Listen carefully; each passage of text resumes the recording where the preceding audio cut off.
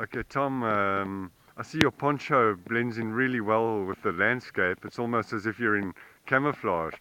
Tell us a little about it. Okay. Um, well, when I was studying in Scotland at St Andrews in the early 1980s, I lived in this communal living space. And there was one guy that we used to call David Sampson because he had this long, long hair. And actually, he was a kind of fake student. He got a student grant and he smuggled dope in between London and St Andrews for the entire university. So he used to come and go, and he had this amazing stash.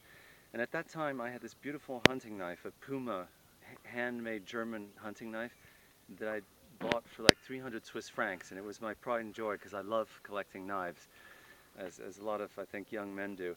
So anyway, Dave Sampson had his eye on my knife, and he often used it to cut.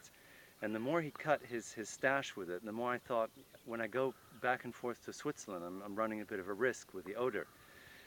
So anyway, one day he said, look, I really like your knife. Would you like to trade it? And I said, okay, trade it, but against what? Because he led a very threadbare existence and everything. He said, well, I have this special poncho. Look at it. And he put it on, and he walked around, and with his long hair, he looked well, cool and everything. And I thought, well, what the hell? The knife is gone. It stinks of his stuff.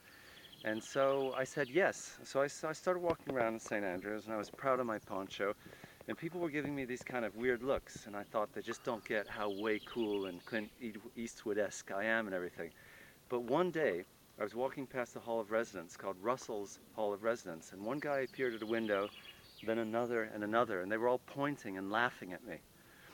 And so finally, there were all these monkeys at the windows laughing and pointing, and my male ego was getting a little bit bashed in. So I cried up and I said, hey, why are you laughing? They said, come up, mate, come up, we'll show you. So I walked up, and the first bedroom I went into, each one had a spread on it like this. And Dave Sampson had just cut a hood out of it and made it into a poncho. So the joke was on me, basically.